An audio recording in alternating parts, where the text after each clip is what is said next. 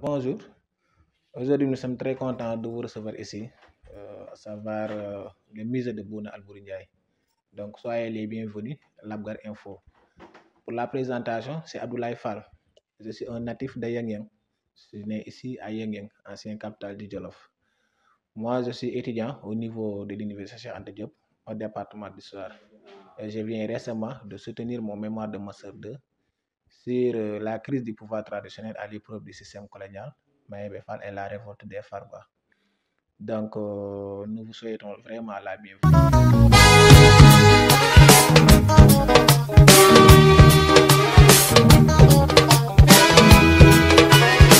Donc, aujourd'hui, nous sommes ici au niveau du musée de Bouna Al Ndiaye. Comme vous le voyez, c'est un bâtiment composé de 4 chambres. On a 2 au niveau de là où nous sommes, il y a aussi 2 autres chambres. Donc, comme vous le voyez ici, c'est un musée. Et quand on parle de musée, on fait référence vraiment à des images, on fait référence à un patrimoine, c'est-à-dire quelque chose qui a été légué par une génération. Et l'ensemble des éléments que vous voyez là-bas, c'est-à-dire les photos, les objets, tout ça appartenait à Bouna Al Ndiaye. Ici, en première image, vous avez des personnes composées des fils de chefs. Parce que vous savez qu'à l'époque, tous les rois qui étaient au niveau de la Sénégambie, ils avaient des contrats de paix avec les Français. Et dans ces contrats-là, les rois avaient l'obligation de donner leurs fils pour qu'ils puissent être amenés au niveau de l'Occident, pour qu'ils puissent faire l'école des fils de chefs, c'est-à-dire apprendre la langue française et pouvoir être prochainement les leaders ou bien les rois qui vont diriger le Sénégal. Et en plus, là, on a la photo de Alboury Ndiaye. Il faut savoir que aussi Alboury Ndiaye était le père de Bouna Alboury Ndiaye. Bouna est le dernier roi. Alboury Ndiaye a été chassé du Jolof par le colonel Dodds le 24 mai 1890. Le colonel Dodds a atterri au niveau de Yang et il a bombardé le Tata. Mais avant son arrivée, Alboury était déjà parti. Et lorsqu'il partait, il avait amené Bouna. Mais Bouna a été par la suite capturé par le colonel Dodds pour pouvoir faire l'école des fils de chef. Mais il faut savoir que l'école des fils de chef se trouvait au niveau de Saint-Louis, c'est-à-dire l'école des otages. Mais par la suite, Bouna devrait partir au niveau de la France pour continuer là-bas ses études. Mais il n'a pas trop duré là-bas parce que Bouna ne pouvait pas résister face au climat de la fraîcheur. Et il devait maintenant être repatrié au niveau du Sénégal. Maintenant, lorsqu'il était venu, c'était Samba Laobé Penda qui était au pouvoir. Mais par la suite, Samba Laobé Penda a été chassé par les Français. Il a quitté le pouvoir et il a été aussi transporté au Gabon en compagnie de Cheikh Amadou Bamba, c'est-à-dire Seigne Touba. Et dès lors maintenant, il fallait maintenant introniser un roi qui avait la culture française. Et puisque Bouna était un jeune qui venait de la France, forcément donc il allait être intronisé. Donc Bouna a été intronisé à l'âge de 20 ans. Donc comme vous le voyez ici, il est là représenté sous forme de statue avec une épée à la main. Donc il faut savoir que ces épées-là ou bien ces armes-là, Bouna les a héritées au niveau de ses grands-pères, à savoir de Alboury Ndiaye. Bouna n'a jamais fait la guerre. C'est-à-dire Bouna n'a jamais fait la guerre contre les Français au niveau du Sénégal. Mais Bouna a fait la première guerre mondiale. Parce qu'il a été engagé à participer au niveau de l'armée française. Et il faut savoir que Bouna, il était un transformateur. Il était un homme de développement, un homme d'action. Donc lui, il était intéressé beaucoup plus au développement du Jolof. Et comme vous le voyez ici, on a des photos qui représentent Bouna Alboury. Là, on a ces tableaux-là qui représentent l'ensemble des puits qui ont été creusés par Bouna Alboury. Bouna Alboury a vraiment participé pour le développement économique du Sénégal et plus particulièrement du Jolof. Jolof était confronté à un problème de l'eau. C'est pourquoi il a creusé beaucoup de puits. Voilà, ici, comme vous le voyez toujours, ces images-là représentent l'ensemble des rois qui dirigeaient le royaume. Là, on a les Almami, voilà, à savoir Abdoul Khadiri jusqu'à son dernier Almami. On a aussi l'ensemble des rois qui étaient au niveau du Sine, du Saloum, du Kayor, n'est-ce pas? C'est tout ça qu'on a comme image qui reflète vraiment en quelque sorte l'histoire du Sénégal. Toujours ici, on a des photos de Bouna Alboury Ndiaye. Pendant la première, ici c'était pendant la première guerre mondiale. Vous avez vu Bouna avec ses médailles. hein, que la France l'avait donné. Toujours ici, on continue avec les images de Bouna Albouri, toujours qui reflètent vraiment l'engagement et l'importance de Bouna Albouri, non seulement avec les Français, mais aussi avec les Jolof Jolof. Ici, on a Bouna, ici, on a Bouna au niveau de Marseille, hein, là où il devait être décoré par les Français. Voilà. Ici, on a comme l'ordre de la Légion d'honneur, hein, que les Français ont donné à Bouna Albouri. Donc, ce qui veut dire que Bouna a beaucoup servi au niveau de la France. Voilà. Toujours ici, on a ces images-là qui reflètent vraiment l'histoire de Bouna Albouri Ndiaye. Voilà. Donc, voilà. Donc, comme vous le voyez, toujours ici, on a des images qui reflètent l'image de Bouna Albouri. En plus, toujours sur ces tableaux-là, qui représente toujours les puits que Bouna Albouri avait creusés au niveau du Jolof. Et vous savez très bien que Bouna avait construit des bassins de rétention. Et même à Labgar, Bouna est le premier à pouvoir construire là-bas un bassin de rétention. Avant l'alternance, c'est-à-dire avec le régime d'Abdouyad, Bouna avait déjà cette imagination. Ce qui veut dire que Bouna était un visionnaire. Bouna était un homme d'action. Il a beaucoup contribué pour le développement du Jolof. Pourquoi? Parce que le Jolof avait un problème de l'eau.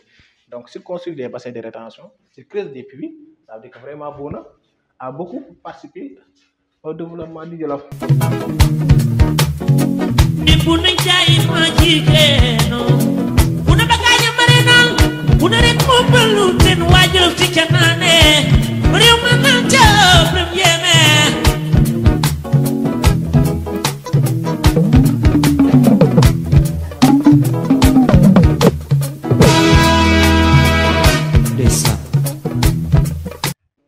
Voilà, toujours ici, on a ces images-là qui représentent toujours Bouna, c'est-à-dire le fils d'Albouri. Voilà. Ici, on a vraiment ses frères, Sidi Albouri, qui est là. C'est quelqu'un aussi qui a beaucoup contribué pour le Jolof. Voilà. Donc, on va essayer de voir la deuxième chambre. Comme vous le voyez ici. Ici, on nous parle du projet de loi, c'est-à-dire le président du Conseil des ministres, le Conseil d'État entendu, le Conseil des ministres entendu, décrète. C'est-à-dire l'ensemble des projets de loi qui ont été entretenus entre la France et le Jolof. Pourquoi? Parce qu'à l'époque, les rois qui étaient là, ils avaient des contrats de paix, hein, avec les rois qui étaient là. Parce que c'était les Français qui sécurisaient en quelque sorte le pouvoir des rois. Voilà, c'est ça qu'on a comme information à vous donner aussi. Ici, on parle de l'élection à l'Assemblée constituante du 21 octobre 1945. En 1945, le Sénégal n'avait pas son indépendance, donc on ne pouvait pas parler de pouvoir législatif. Mais au niveau des pays de l'Afrique occidentale, c'est-à-dire l'AF, il y avait des intellectuels qui devraient représenter l'AF au niveau de l'Assemblée nationale française. Et Bouna devrait jouer un rôle, c'est-à-dire il devait participer à ces échéances. Et c'est pourquoi que lui, c'était quelqu'un de grand, mais lui, il n'était pas intéressé par la chefferie. Et pourquoi il avait choisi que des hommes comme les Blaise Diagne, les Lamine Gueye, les Senghor aillent participer dans ces assemblées. Donc, lui avait fait sa retraite à partir de 1935 pour se contenter au niveau de sa religion. Voilà, ici, ce que nous avons, c'est une peau de lion. On dit que Bouna l'a hérité de son père Albouri. Peut-être il l'utilisait pour pouvoir faire ses prières. Voilà. Ici, on a aussi vraiment l'ensemble des grands hommes religieux du Sénégal.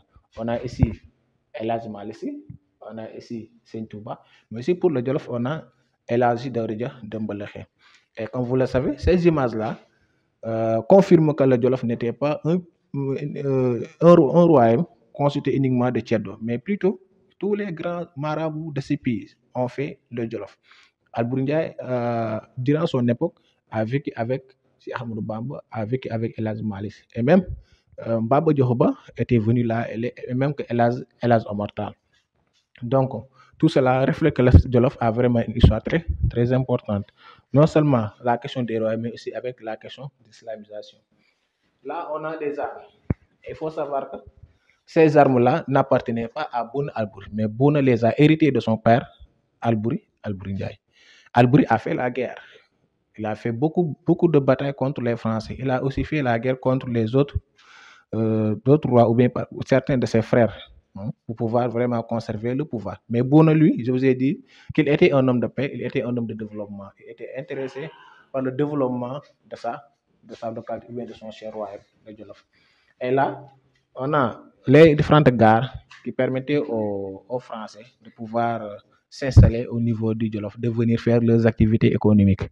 Voilà. Ici, on a la gare de Koki, on a aussi la gare de Linguère. Et il faut savoir que le chemin de fer entre Louga et Linguère, en passant par Dara, il faut savoir que c'est Boun Al-Bourindjaï qui les a construits. Il a aussi apporté beaucoup de soutien, soit à ses propres fonds, ou bien il avait demandé à la population du Jolof de venir travailler pour vraiment installer ces chemins de fer.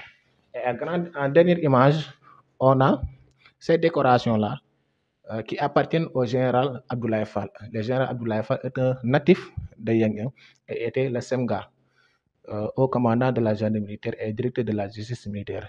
Après sa retraite, vraiment, il nous a offert vraiment ces belles décorations-là qu'il a eues à travers les forces de l'armée sénégalaise. Et vraiment, nous profitons de cette occasion pour demander à l'ensemble des fils du Jolof qui ont marqué l'histoire du Jolof de venir participer dans ce musée, soit nous offrir certaines de leurs médailles ou bien nous offrir certaines de leurs photos. Parce que c'est ça qui va permettre à ce musée-là de pouvoir beaucoup plus développer et beaucoup plus d'attirer les populations.